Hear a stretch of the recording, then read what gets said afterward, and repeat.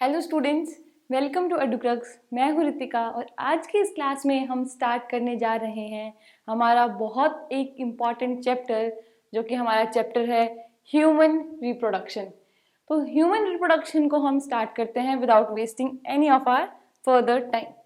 तो human reproduction में हमने देखा है कि ह्यूमंस क्या हैं। ह्यूमंस क्या होते हैं हमारे? ह्यूमंस होते हैं हमारे यूनिसेक्सुअल ऑर्गेनिजम्स।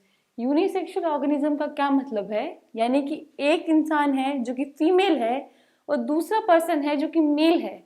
मेल और फीमेल दोनों ही रिप्रोडक्टिव पार्ट्स एक पर्सन में नहीं होंगे generally when we speak about the human reproduction. तो क्या होगा, हमारे पास क्या है? यूनिसेक्सुअल स्पीशीज है।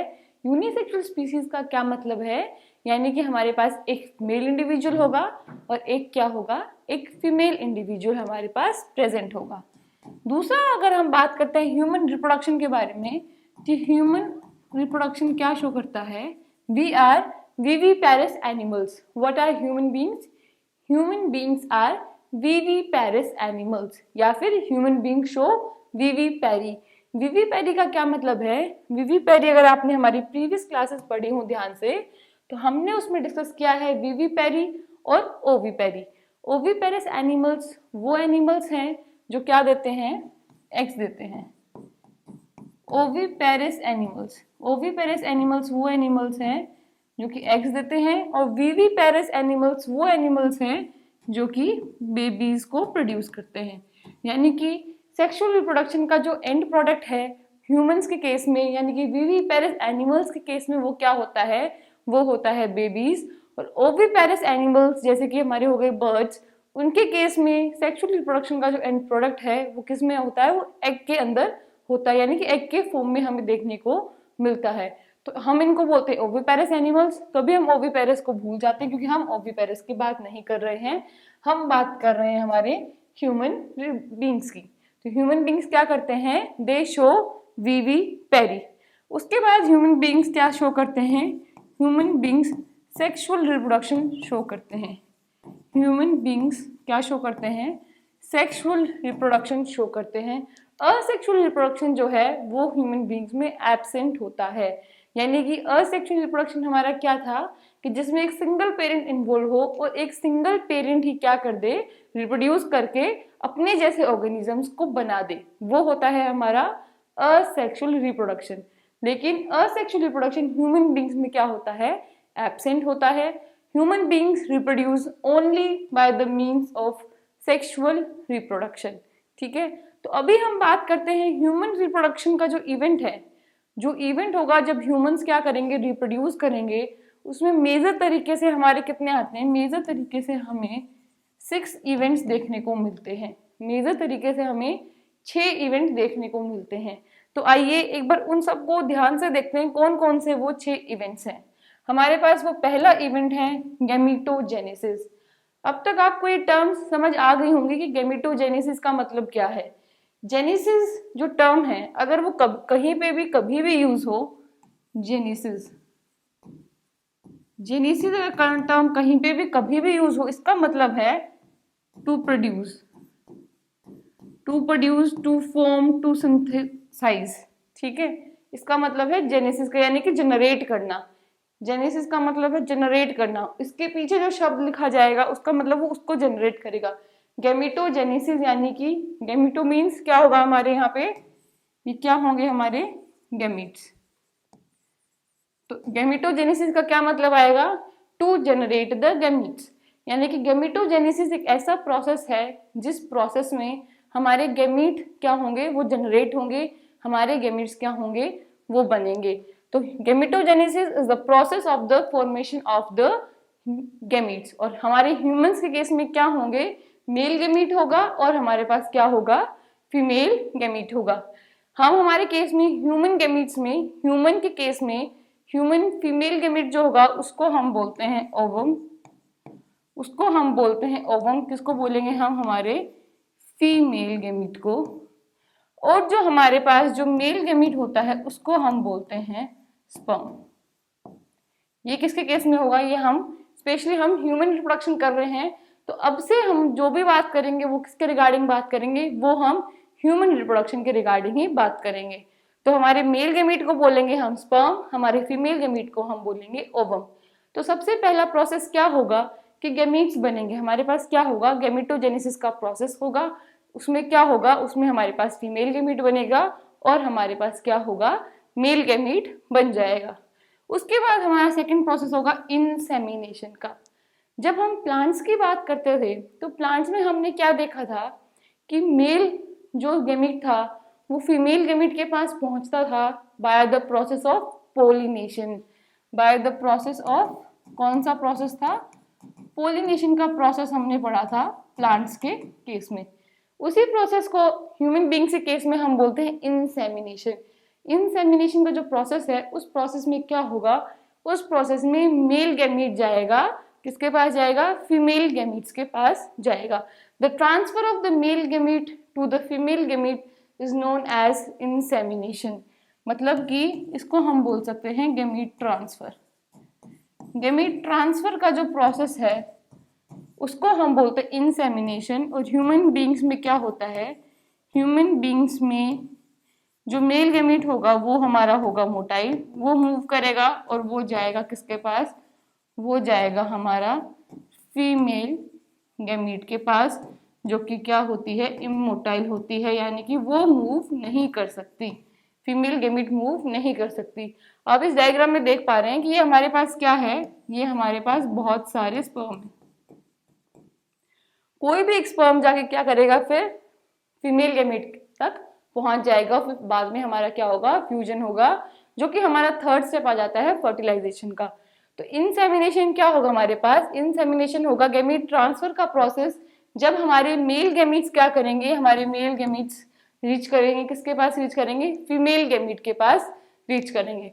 अब वो पहुंच रहे हैं, पहुंचने के बाद हमारा क्या होता है, पहुंचने के बाद तो हमारा होता है फर्टिलाइजेशन। फर्टिलाइजेशन तो क्या होता है, fusion. What is fertilization? Fertilization is the fusion of male gamete. Fertilization is the fusion of male gamete with the female gamete. ये तो हम पढ़ते आ रहे हैं हमारी जूनियर क्लासेस से। फर्टिलाइजेशन का प्रोसेस तो क्या होगा हमारे पास, जो स्पर्म है जो कि सबसे फास्ट है, सबसे अच्छा रहेगा, वो क्या करेगा, वो हमारे पास एग के पास जाके पहुंच जाएगा और एग के पास जाके वो क्या करेगा, वो करेगा फ्यूजन। तो वो फ्यूज हो जाएगा और हमारे पास क्या बन जाएगा, हमारे पास बन जाएगा जाइगोट। क्यों, क्योंकि हमारे पास जो मेल गैमीट था ह्यूमन बीइंग के केस में वो भी क्या था हमारे पास, हैप्लॉइड। एग जो था वो भी हैप्लॉइड, ये बना लेगा जाइगोट।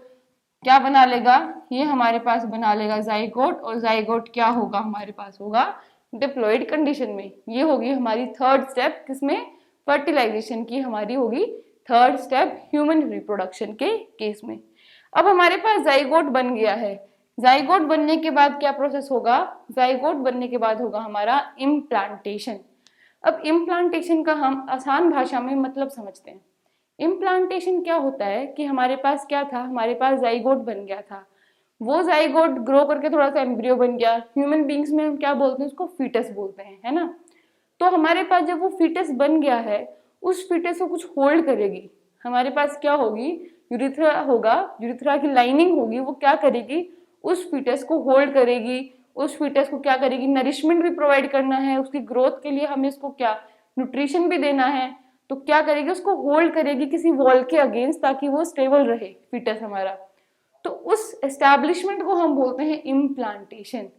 जब फीटस हमारी क्या करता है, हमारी यूरिथ्रल वॉल के साथ अटैच हो जाता है, जैसे कि ये हमारा फीटस है और ये हमारी यूरिथ्रा की वॉल इसके साथ जब अटैच हो जाता है, उस प्रोसेस को हम बोलते हैं इम्प्लांटेशन।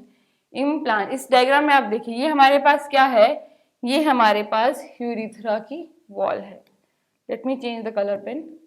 ये हमारे पास क्या थी, ये हमारे पास यूरिथ्रा की वॉल है, दिस कंप्लीट।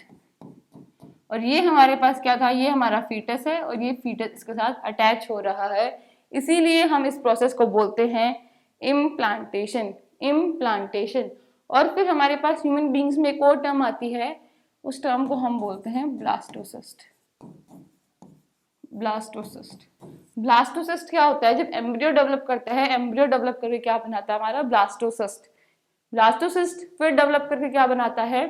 फीटस। ये भी हम हमारी आने वाली क्लासेस में ध्यान से पढ़ेंगे और डीप में पढ़ेंगे कि ये ब्लास्टोसिस्ट कितनी सेल्स का होता है और ये कैसे फॉर्म होता है। ठीक है, अभी के लिए हम इसको ऐसे समझते हैं कि हमारे पास क्या था? हमारे पास था जाइगोट, हमारे पास था जाइगोट, जाइगोट क्या बनाया? ब्लास्टोसिस्ट बनाता है। और जब हमारे पास जो फीटस है ये ग्रो करके हमारा क्या बनाएगा? फीटस। और फीटस ग्रो करके हमारा क्या बना लेगा? एक मैच्योर एंड हेल्दी बेबी। तो ब्लास्टोसिस्ट की जब कंडीशन होगी, जब हमारे पास क्या होगा? ब्लास्टोसिस्ट की कंडीशन होगी, उस टाइम पे हमारा क्या होगा? उस टाइम पे हमारा होगा इम्प्लांटेशन का प्रोसेस। जब क्या होगा? जब फर्टिलाइजेशन हो जाएगा, जाइगोट बन जाएगा, उसके जब ब्लास्टोसिस की कंडीशन आएगी तब जाके हमारा क्या होगा? तब जाके हमारा होगा इम्प्लांटेशन का प्रोसेस। अब इम्प्लांटेशन हो चुका है, उसके बाद क्या होगा? उसके बाद होगा हमारा इवेंट गेस्टेशन का। गेस्टेशन क्या बोलते हैं? गेस्टेशन उस टाइम पीरियड को बोलते हैं जब तक बेबी क्या होता है? डेवलप कर रहा होता है। ह्यूमन बींग्स में हम सबको पता है वो टाइम पीरियड कितना है? वो टाइम पीरियड है हमारा 9 मंथ्स का। 9 महीने लगते हैं एक बच्चे को पूरी तरीके से मैच्योर होने में, डेवलप होने में। तो उस 9 महीने की जो टाइम पीरियड है, उस 9 महीने के टाइम पीरियड को हम बोलते हैं गेस्टेशन। गेस्टेशन, हम इसको गेस्टेशन को डिवाइड करते हैं 3 ट्राइमेस्टर में। फर्स्ट ट्राइमेस्टर पहले 3 महीने, सेकेंड ट्राइमेस्टर अगले 3 महीने, थर्ड ट्राइमेस्टर अगले 3 महीने। टोटल मिला के क्या बनते हैं हमारे?